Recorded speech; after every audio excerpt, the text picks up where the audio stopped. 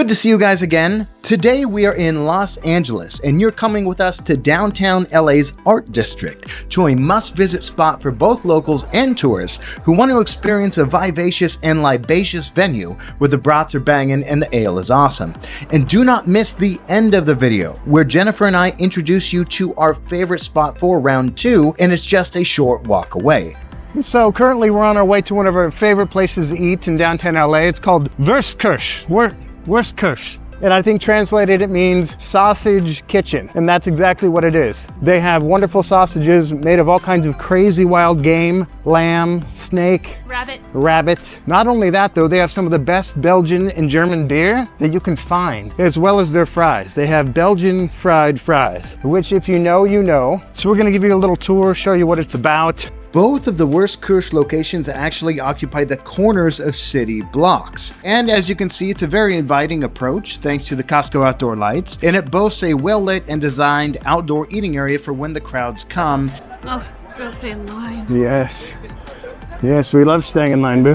And of course, Friday and Saturday nights can be pretty busy and packed with long lines going up to maybe half an hour, 45 minutes. But tonight, it was Sunday. It wasn't too packed at all. There's only a few couples ahead of us. And either way, it's not that big of a deal because the weather in LA is so good all the time. And even if you wait a while, someone will bring out a menu to you and allow you to order a drink or a libation and deliver it so that you can relax and talk and enjoy while waiting.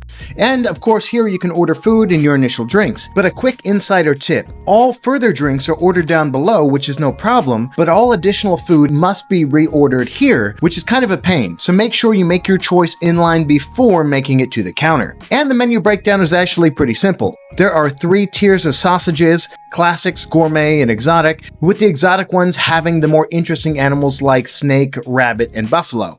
In addition to the sausages, you get to pick 2 out of 4 toppings, and aside from sausages, you have their Belgian fries, which come in 2 sizes with optional truffle oil, but more on the sausages and fries in a bit. Our total came to about $70 for 3 sausages, 1 from each tier, a large Belgian fries with truffle oil, and 2 very good beers. But in downtown LA, that's actually pretty good. So before we headed into the beer hall, we headed over to the corner of the entryway to regroup and drink a bit of our heavenly nectar. And just a quick shout out to my awesome girlfriend who always supports me in my wild endeavors and always has a genuinely fantastic attitude. And not gonna lie, she's kind of a looker. King Solomon was right. All you actually need is good food, good drink, and the love of a good woman. After that, we made our way down the ominously dark corridor and into the beer hall, which really has an ambiance that's hard to describe. It feels sunken, it feels dark, it feels very intimate. The majority of the seating is actually at these communal tables covered with white butcher paper. And the idea is that you're really encouraged to chat with your neighbors and make new friends. Tonight though, we were lucky enough to find one of those few small tables that actually litter the perimeter of the main beer hall here. So we made it in. We're on a little elevated platform here. You can see over my shoulder, most of the tables are down below. The waitress arrived, the beautiful waitress. She's waiting, she's running away.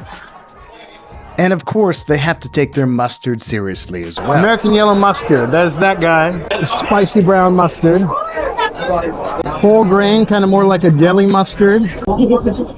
Honey mustard. And Wurstküche is not just decorated as a beer hall, it truly is one, with over 12 Belgian and German beers on tap respectively, along with another 20 types and bottles, which really makes it a haven for any Belgian or Bavarian beer snob, of which I decidedly am. All of the beers come in the correctly sized and labeled beer glasses, which shows the commitment they have to the art, the pouring, and the serving of the beer. And it's enough to keep you coming back again and again, or enjoy enough to make a YouTube video out of. So for tonight's lineup, we're gonna have the hot Italian over here. Kielbasa will be right here. The rabbit will be right here. And these will be the fries you guys will fight over or share, depending if you guys choose balance or not, all right? You guys enjoy your meal, of course. These are the Belgian fries we told you about. Double fried. They are crispy, they're fluffy in the inside. We opted to add the truffle oil for another $2, which was not a mistake. And I believe with a large, you're allowed to pick 2 out of the 10 or 11 sauces they have. We went with the chipotle aioli and the pesto mayo. Let's ask the missus what she thinks about the fries. Amazing. One of a kind. One of a kind. Belgian fries. Double fried, I think in duck fat here. And I like the pesto mayo more than the aioli one. Order 2 larges just to be safe, and remember to thank me in the comments below.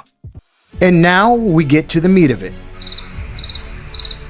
And we're going to give them a bit of a taste test and give them a ranking of 1 to 10. All of the sausages had the same 2 condiments, the spicy peppers and the grilled onions. We got 1 from each of their tiers. From the classic tier, we ended up going with the hot Italian. From the gourmet tier, we went with the Polish-style Kielbasa. And from the exotic tier, we went with the rabbit and pork with leeks and carrots. Let's get into it. Kicking it off, we have the rabbit and pork with leeks and carrot. She likes the spicy mustard.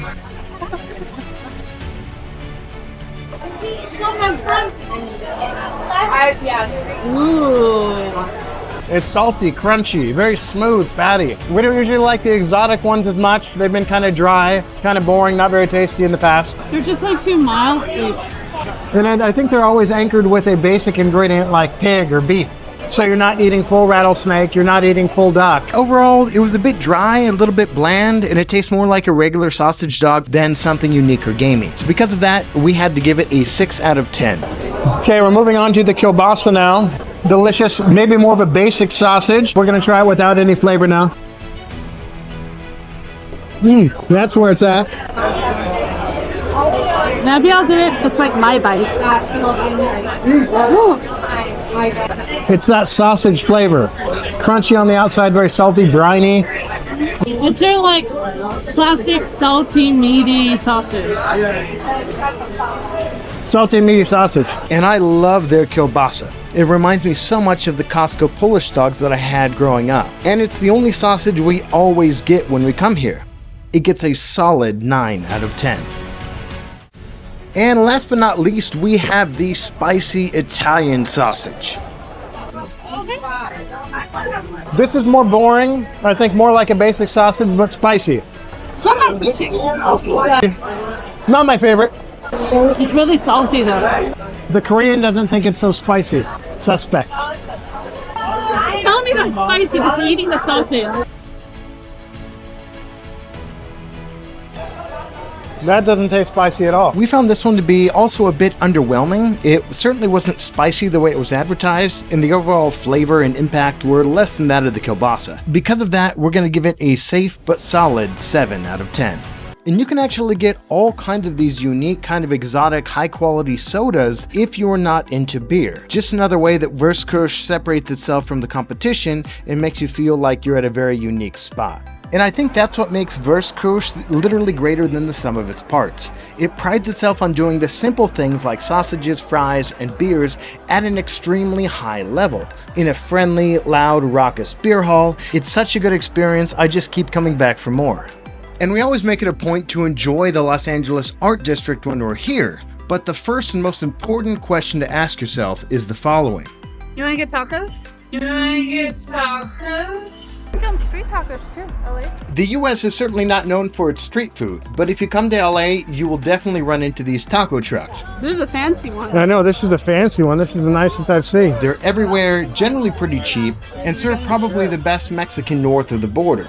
These taco trucks are simply awesome. They have pretty much anything you could want in terms of Mexican cuisine, as well as all the delicious meats, accompaniments, salsas, and drinks. In fact, my girlfriend and her family picked their favorites based on who makes the best and spiciest salsa.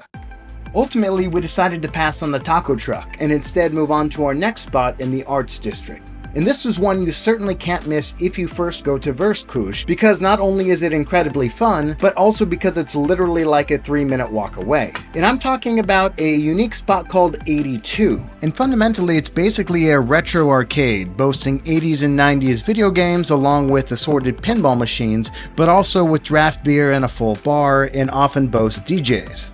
Unfortunately, I wasn't able to make it in. I had my knife on me and they did not let me take my camera in. That just means when you watch this video and you go to Wurstküche, then you come to 82, have a wonderful time, and let us know in the comments how awesome this place really is. And no worries, the journey doesn't end here. You're going to want to check out the 2 videos above, where we go to check out the one and only In-N-Out Burger and taste the greatness of the 3x3, after which we head east to the city of Alhambra to check out a Chinese joint named Kang, which serves the best xiangjianbao I've had outside of Shanghai. And if you got value from today's video, check out the YouTube page Beyond Borders with Ryan Lewis, where we focus generally on sharing Chinese culture with the United States and United States culture with China. Appreciate you guys so much, and we'll see you in the next Beyond Borders adventure.